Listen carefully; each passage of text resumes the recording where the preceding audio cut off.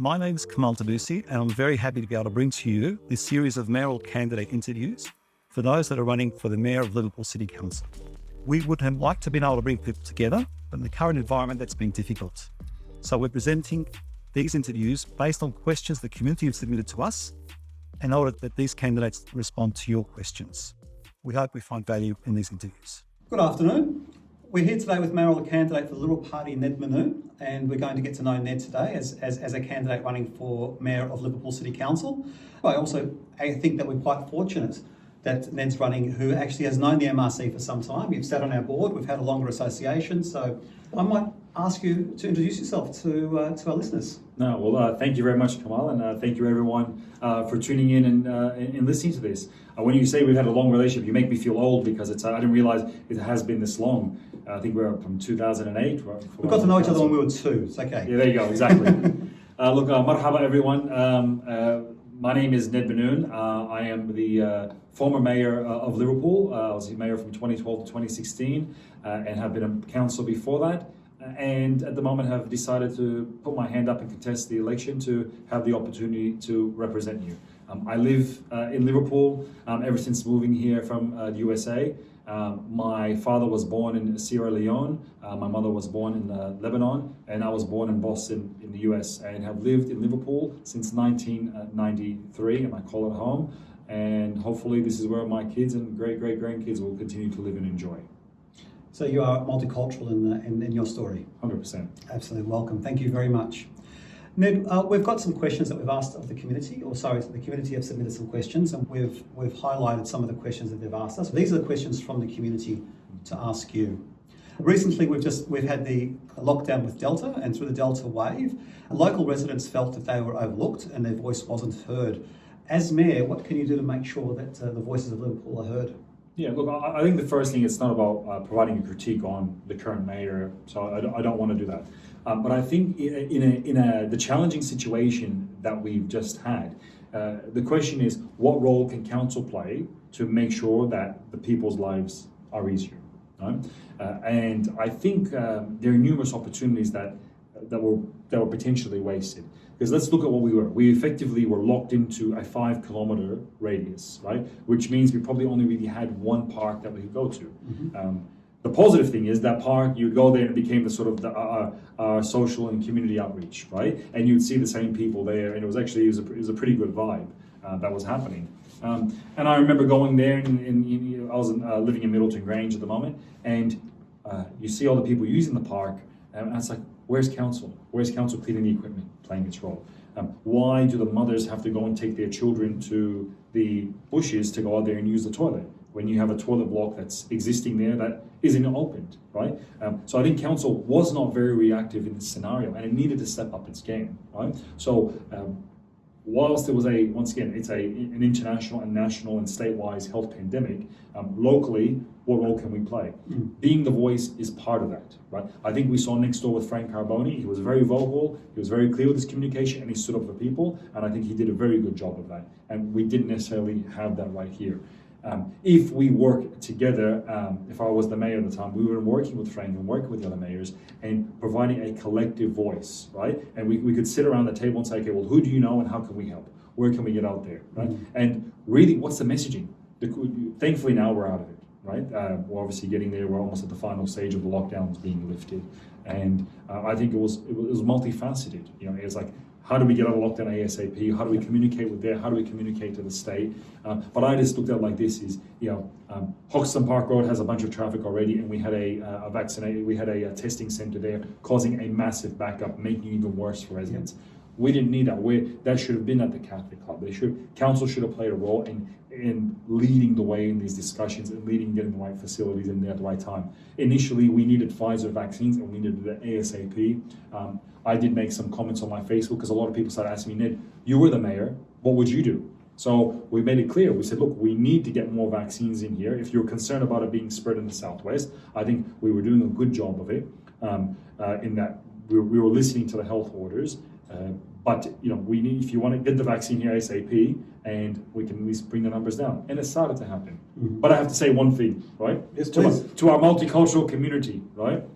And I've said this to my brother, and I've said this to other people. It's Please, we were in a pandemic. We had to social distance. As much as part of our culture to hug, to shake hands, hug and kiss, please don't do that during the pandemic. And people were doing it, unfortunately, right? So maybe some messaging around that. I think we became a little bit complacent, a bit relaxed. And not everyone, we're all doing a good job, but I think we had to put our multicultural norms that we would do and just put them aside for a moment. Liverpool has limited infrastructure facilities in the CBD for communities. Communities need the space to be able to come together. It helps build a social, cohesive, harmonious community. As Mayor, what could you do to help access to some of these community facilities for communities? Well, Kamalle, great question. And this is one of the reasons why I'm actually running. Right? Once again, I've been here since 1993. We had the Whitlam Centre then, and we never really had any new community facilities built since then. And we started what I call the Building Our New City program, right? The mall is an amazing space, right? People go there, they enjoy, they play the chess, they have coffee, and a lot of people living in the units, this is their community there, okay? It was getting tired and run down, and it needed a facelift. So we went out there and put all that money and spent it and rebuilt it. And we had the businesses, the commercial property owners fund that. Big park, we upgraded that. We put a coffee shop in there. We put some good equipment. All these people moving into the units, and nothing's been provided for them. Nothing new. We provided the night markets, action, life, activity, where you can go and take the family out for $20, give them a good and enjoyable evening. Where can you do that in Sydney? Starry Night, right? Another wonderful event that we had, celebrating the multiculturalism and diversity that George Street had to offer. I had to fight the council staff to get that event up and going. That for 1 hour, the council staff said to me, if we do it for that community, to the subcontinent Indian community, Fijian Indian, then we have to do it for everybody. I said, when one community goes and takes that whole street, then we will do it for them as well, right? But that was we ended up with a mayoral minute. We got that through.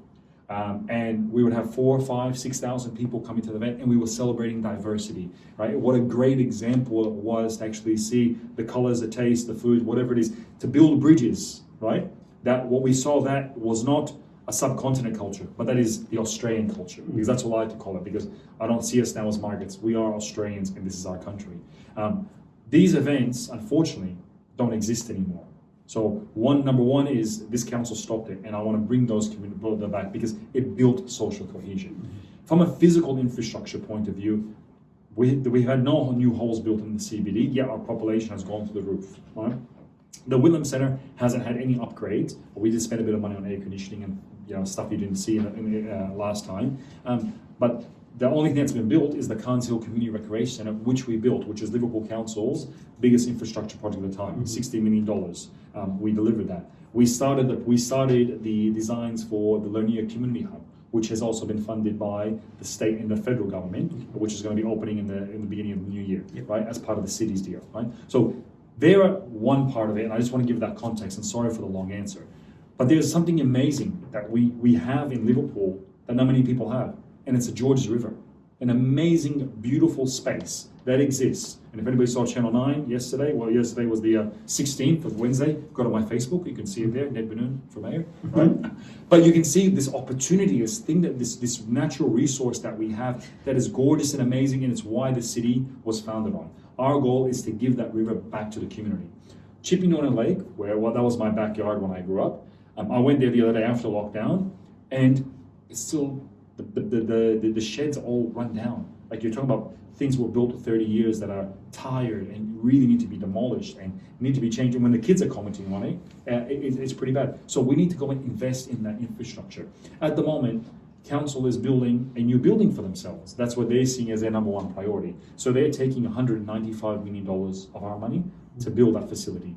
Now, to me, what do we need? Do we need a new council chambers, or do we need better parks and open spaces? Do we have better access to the river so our community can enjoy? Do we need more community facilities so people can come and gather and have whatever event it may be? Do we need to invest more for the youth to be able to do something? More soccer and sporting fields in the area. So I'd rather spend the money on that and invest in that, because that's what the community needs, versus building a council chambers.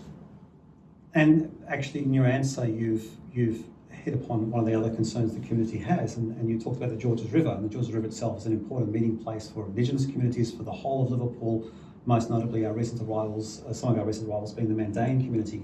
Access to the river is important, but clean water is also a really important point. What can we do to get clean water running through the Georges River, or cleaner water running through the Georges River? So what it needs, it needs a holistic plan. That the the water quality is actually pretty high, right? But it can be better.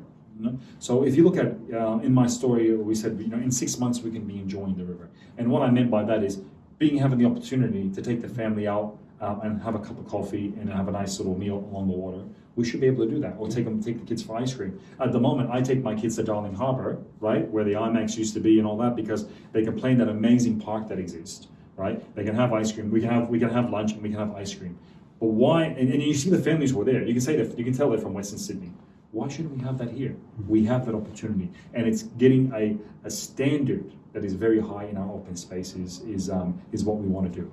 So I think having a holistic vision, and you can picture this, the river needs to be, you have to look at it as not just Liverpool, but being able to go from Liverpool, from the weir where the train station is, all the way out to Brighton Sands, right? And going there like it's a Darling Harbour and enjoying it and having these amazing spaces in between, right? So one, you need a sort of a recreational strategy of how we do this, right? And a lot of this thing, it's not expensive. It's not hundreds of millions of dollars. It's just it's small, minor amendments and adjustments that can be made throughout this, right? So there's that issue there. And, it's not about, oh, you have to be rich and on a boat. No, far from it. The reason why we need to do this is to make it accessible for people who aren't as well off to get down there. To go and take a kid on a little paddle boat. I remember in Boston, my parents took me on that in I don't know where it was, but I was wearing some daggy clothes as you do when you're back in the 80s. But those little paddle boats where you go on there, like the kids should have that opportunity to do that. So this whole strategy is what we need to be worked on. Part of it is water quality, right? And that gets down to your stormwater management and all that. And I can go on a fair bit about it, because what really happens, what affects water quality significantly is vehicles on a road. So if you're on pick any road that you're driving on it, the oil drops from a car, a bit of cars aren't the cleanest things, but that sits on the road. When the rain comes, the worst time to go into the water is right after the rain, because all that gets washed down into a stormwater system. You need proper pollutant traps and cleaning of the water, and there are great opportunities to be able to do that. The water quality will continue to improve if we actually make it a priority. But that's what it gets down to, is if we recognize that the river is our lifeblood, then we can actually start working on it. At the moment, we don't have that. It's very piecemeal. Who would believe that we're 700 meters from the river right now, right? But we don't have access to it. The Mannoun community is a very important community, which I do want to touch on as well. With the Mannoun community, I'll go to the part of actions speak louder than words. When I was mayor, we moved the Mayoral minute, allowing the mayor for council to work with the Mannoun community to provide a place where they can conduct their baptisms. Right? For those who don't know, the Mannoun community is an ancient community, right? They follow John the Baptist. They have to have a baptism. They get baptized on a weekly basis. They've been uprooted out of Iraq because of the events over the last 15, 20 plus years, and now Liverpool is their home. And as my meetings and discussions with some of the leaders within the community, they basically put it as like, you normally have artifacts and you put them in a museum, but we are an artifact. We are this ancient religion, and it's beautiful and it's amazing. And the way we look at it is, and I think that yes, there are different communities that exist, and it's all about multiculturalism. But I think council has to recognise that this is a special community that needs to be nurtured. Because if it doesn't survive in Liverpool, nobody will know what a Mandain is in 1,000 or 2,000 years, and that's up to our responsibility. And I have some ideas about doing that. But having that baptism pond in the river is the first step of it. And one of the leaders told me the other day, is like, look, even if the water is not good enough, but at least get the river active, because that's the lifeblood of our community. So it plays a major role. And obviously we have the Hindu community who use the Santiam Ghat down at Lake Moore. They're using it, and they said indigenous communities. But Governor Macquarie, when he established the city of Liverpool, established it because of the river. Yeah. And it's just a shame that we don't use it. I want people to be able to hop on their bikes or go for a walk all the way from Liverpool, from Casula, all the way through Chippinona Lakes, back up around, through Newbridge, through the back of Moorebank, up to Voyager Point, Pleasure Point, even so make it accessible to everybody. It's beautiful open space, and it's what we deserve. The MRC works with a number of communities, and some of those communities are hard to reach, and they've not been well serviced in the past, and government hasn't been able to reach out to them very well. We use the example of the Fijian community, which is quite large in Liverpool. They're not a homogenous group. There are different cultures within the Fijian community. What can we do to ensure engagement and reach out to those communities? I think the Fijian community is quite easy. Just organise a big kava ceremony, and they'll all be there. That's what I'm told anyway. Look, this is it's quite interesting, the migrant story, and having gone through it myself, it's that you go through a big process, life-changing process, which you probably only do once in your life, and you finally get accepted to move into Australia, and then you're kind of forgotten about. There's no more interaction, and there's a big disconnect there. And I think, look, the federal government can do a better job on that.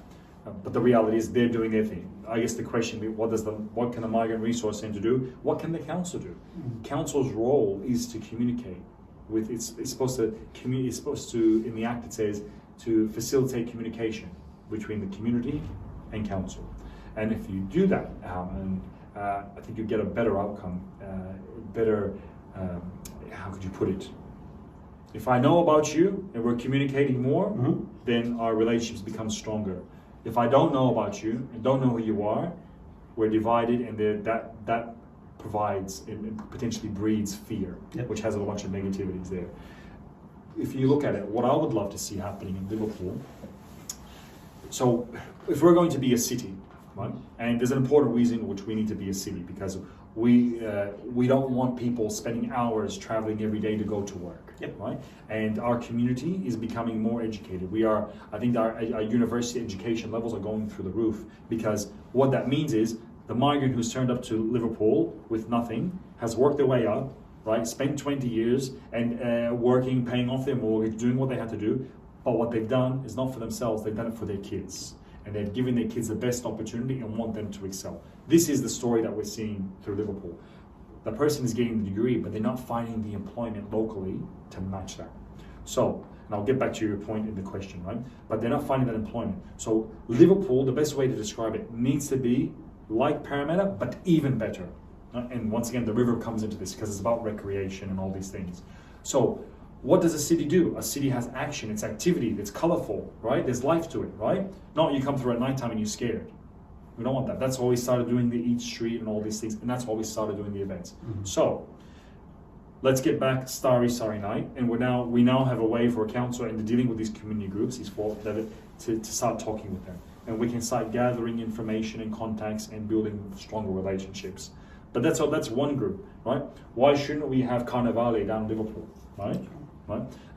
Why shouldn't we have a festival that celebrates the Baltic states, right? Why shouldn't we have the African nations? My father's from, I told you, he was born in Sierra Leone. I eat cassava leaf and pamai and all the good ones with my friends, the Ghanaian and the Nigerians, is having a jello fruit competition. Which one of you guys makes the best jello fruit, right? And imagine having a big African celebration here. So imagine every month in Liverpool there should be this big celebration. We become the hub and the nucleus for all these different groups, and we're starting to build better relationships. There's no perfect way of doing exactly what you said, but we're bringing people together, right? There should be, the mall was designed, every weekend there should be a night market on there. There should be life and activity. If anyone hasn't, go to the Lakimba during the Ramadan markets. It's amazing, right? Sorry Lakimba, but we're going to do that here if I get elected, right? It's life, right? And this is at least now, people have come here and we can interact with each other and we can build contacts on that one-on-one basis, and it makes it easier for you guys as a resource centre, makes it easier for council, and we build from there. Thank you very much. Ned, Western Sydney Migrant Resource Centre is a place-based organisation that's embedded within the communities that we work with. And a lot of the communities that we work with expect us to provide them a service, expect us to represent them as well. How can you, as Mayor, better engage to meet that community expectation? All right. So I think it gets down to multiple things, and it probably comes to an understanding of the communities, right? And I've had the privilege of being able to see different communities, and I want to share this little example, right? And sorry, once a slightly long answer of what happened to me when I was the mayor. So I had 4 years of being mayor, 48 months. In that time, I opened up one Hindu temple. In that time, I laid the foundation stone for one mosque. Okay, so you can think about it. What's that? 4 years, 1,500 days, whatever, 365 times 4, whatever that number works out to be. Would you believe that it was the Saturday night that we opened up the temple, and the next Sunday morning, we laid the foundation stone. Right? To me, that is very symbolic of, I guess, of the community, of what we are, of the oneness, and numerous other positive things from that.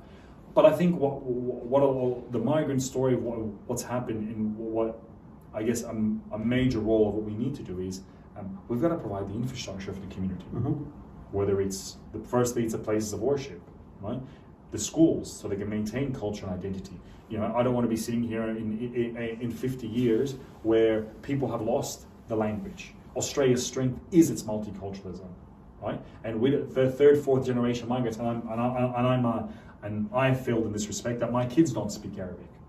Right? That's something that I have to struggle with, because I don't want that to happen. I don't want the Mannoun community to lose their culture and lose their religion because the kids have I wouldn't say integrated too much, because we're all integrated, but we've just moved away from it because we didn't value what has been brought into here. Cultural maintenance. Yes, thank you. That's a very good word. That's good way of putting it. So we need that. So when you look back how cities were founded previous times, when once again they lay out the streets and they say, here is your school, here is your jail, here is your courthouse, and here's your place of worship. Those things are infrastructure. Modern society does not value places of worship as infrastructure. What we have done through our planning laws is basically said, look, here's residential zoning. In that residential zoning, you can build a school, you can build a place of worship. So you're living on your street, nice and peaceful, nice and relaxed, and then Mr. Joe Smith, who I know nothing about, right? Or probably in this case, his name is Mohammed or Prasad or something, right? The migrant comes to my area and wants to build this place here and bring traffic. So it creates this sort of friction between the community, right? This is because of the zoning laws that exist, because we are not emphasizing the need that, hold on, we've brought this community group into the country, we've let them in here, we've gone through that thorough process. Of course they're going to want to practice their culture, their religion, and so on and so forth. So what we want to be able to do is sit down with all the different organizations, religious, community and sporting groups, to name a few, and to do master planning with them. And say, guys, where do you see yourself now? In 5, 10, 20 years. Council is good at creating plans. That's what they have. They have that strategic planning part of them. The council needs to be doing that. And if your organization has done that, and we are doing that, it's one plan, and that becomes council's plan. Mm-hmm. And we all can work towards that together, right? So, and what we'll find a lot of that is that people want a school, they want their place of worship, they want an aged care facility. They're probably, I reckon, the three major issues that and now cemeteries, and everyone's up in armor about cemeteries, and everyone's like, just relax, you know what I mean? Mm-hmm. The government's not going to leave our bodies on the streets, I can assure you.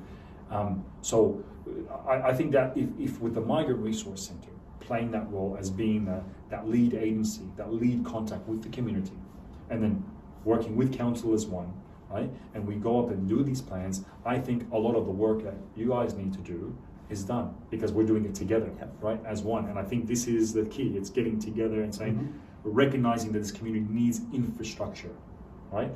Helping them build their places of worship. Right? It's a struggle to go out there. Most of these stories you see about it, if someone has built a place of worship or a school, it's because one member who's a little bit affluent, who's done good, puts up their house for mortgage, and everyone's chipping in, right? And amazing, that's great, but why can't we make it a bit easier? Why can't we help that a little bit more, right? And I think that's the role that we can play with the Migrant Resource Centre together. If we're doing that as one, then I think what's the outcome? We will get better outcomes. Cultural maintenance. Cultural maintenance, yes. Cultural maintenance, right, will exist. And it's great. I used the example of the other day on my Facebook. I was quite upset because when I moved here from America, people asked me, well, why did you come here for? My father, we couldn't get halal meat in America. It was very challenging, right? When we were told that it was halal. I know in Dearborn, Michigan, there's a big Middle Eastern religious Muslim community out there, but where we lived in Florida the last few years, it wasn't. In Boston, it wasn't as well. So we moved over here, and he actually took me to, it was funny, I can't believe how he did this. He took us to Punchbowl Road. Out of all places in Sydney, he took us to Punchbowl Road. All right, I love Punchbowl, all right? We go there all the time, right? And he took us to Wadi Al Akhdar, right? The Green Valley Grocer. And he said, look at Australia. look how beautiful it is. Arabic writing there, this and that. 20 years later, I go, you brought us here because of that? You couldn't take us to maybe Bondi Beach, see how beautiful this is?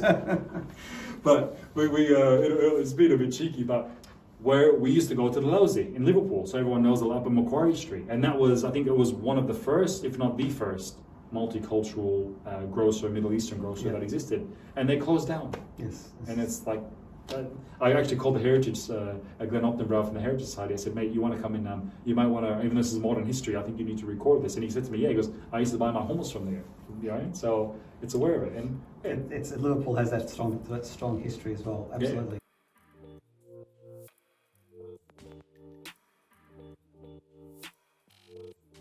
Western Sydney MRC, powered by community.